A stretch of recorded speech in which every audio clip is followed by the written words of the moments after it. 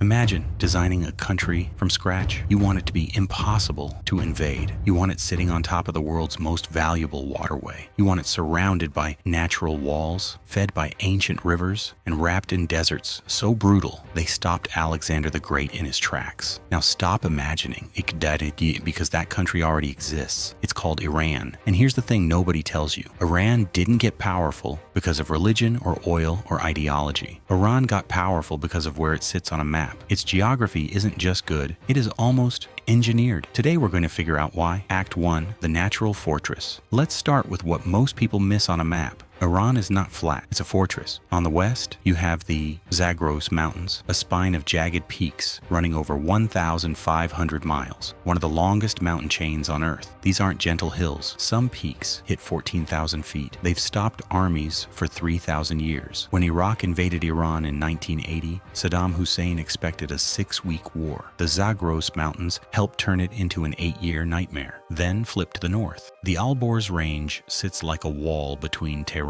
and the Caspian Sea. Mount Damavand right in the middle, the highest volcano in Asia. At nearly 19,000 feet, it's higher than any peak in the contiguous United States. What this means strategically, any army trying to reach the Iranian heartland has to funnel through a handful of narrow mountain passes. You can't bring tanks through a mountain pass at scale. You can't easily supply an army through a mountain pass. The defenders have all the advantage. History noticed. The Mongols, who destroyed Baghdad, who rolled across China and Russia like it was nothing, never fully subdued the Persian highlands. The terrain was the defense. But here's where it gets really interesting. These mountains aren't just defensive walls, they're water towers. Snow melts off the Alborz and feeds the rivers and underground channels called qanats that made Persian civilization possible in the first place. Iran's mountains don't just protect the country, they hydrate it. Act 2, the choke point, Strait of Hormuz. Now zoom out to the south. There's a narrow strip of water sitting between Iran and the Arabian Peninsula. It's only about 21 miles wide at its narrowest point, and through it flows roughly 20% of all the oil traded in the world. The Strait of Hormuz. Think about that for a second. 1/5 of the entire world's oil supply. Every day, squeezing through a gap Iran can see from its own coastline. The United States Navy's 5th Fleet is stationed in Bahrain partly because of this strait. Global insurance premiums for tankers spike whenever Iran makes a statement near it. In 2019, when tensions escalated, oil prices jumped globally within hours. Not because anything was blocked, but because markets know what happens if Iran decides to make things difficult. Iran didn't build that strait. Geography built it for them, and it handed them a lever that can move the entire global economy. Here's what makes it even more remarkable. Iran controls the northern shore. The only alternative shipping route around the Arabian Peninsula adds weeks and enormous cost to every shipment. There is no practical bypass. If you're a superpower trying to project power in the Middle East, you have to deal with Iran, not because of their military, not because of their ideologies,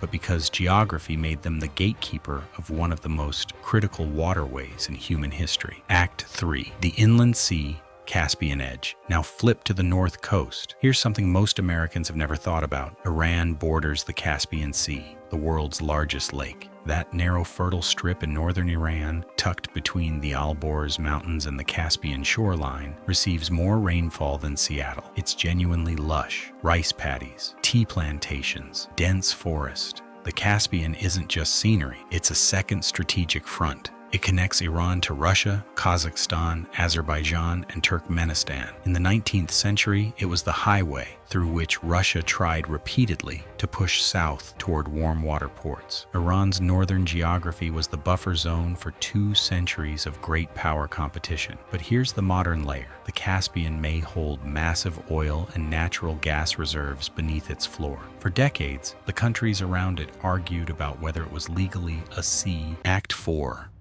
The desert weapon. Now for the part that most people get completely wrong about Iran. They think of it as a desert country, barren, empty, weak. That's backwards. The desert is one of Iran's greatest assets. Iran has 2 massive deserts sitting in its interior, the Dashti Kavir and the Dashti Lut. The Dashti Lut has recorded the hottest land surface temperatures on Earth, over 159 degrees Fahrenheit. It's not just hot, it's otherworldly. These deserts form a natural core that invading armies cannot cross. They're not just dry, they're salt flats, quicksand, and scorching heat with almost no water. Ancient armies that bypass the mountains still face these deserts. More importantly, they make Iran internally defensible in a unique way. Iranian population centers, Tehran, Isfahan, Shiraz, Tabriz, are arranged around the edges of these deserts like a ring. This means that even if an invader punches through the mountains, they still face crossing a lethal interior to reach the next city. There's no highway to the capital. Every route requires navigating terrain that favors the defender. This is why Iran has never truly been conquered and held for long by any foreign power. The Greeks, the Arabs, the Mongols, they all swept in. None of them managed to maintain full control. The land itself rejected them. Act 5. The Crossroads Curse. Here's the paradox, though.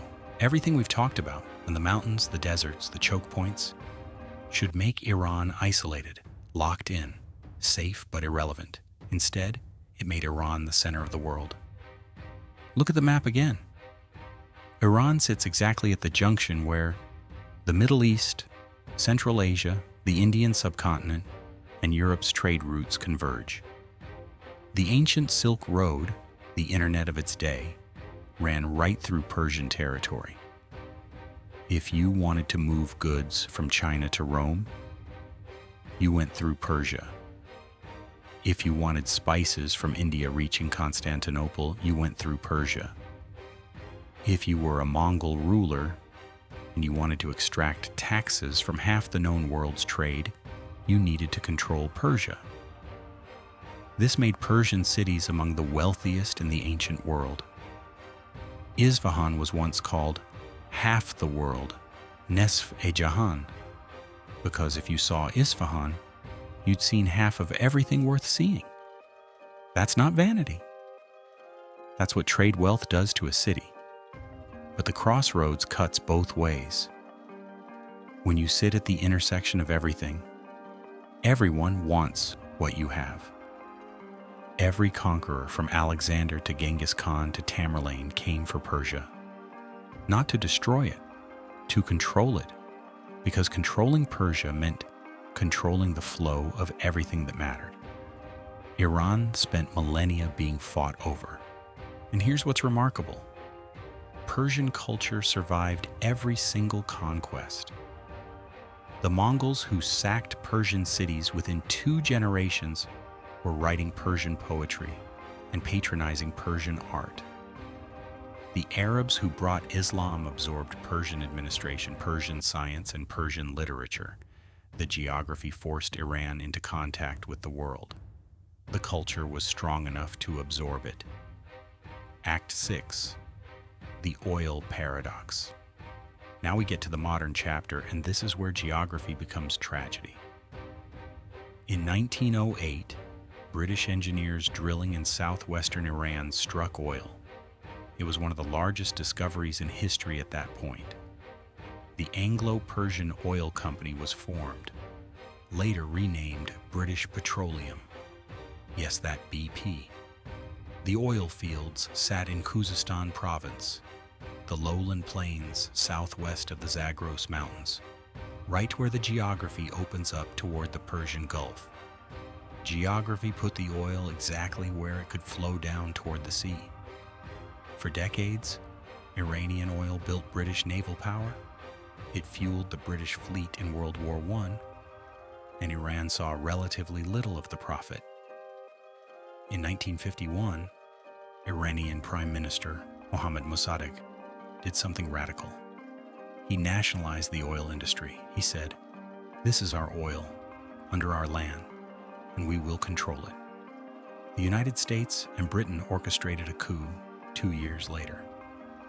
Mossadegh was removed. The Shah was reinstated, and the oil concessions were renegotiated in Western favor.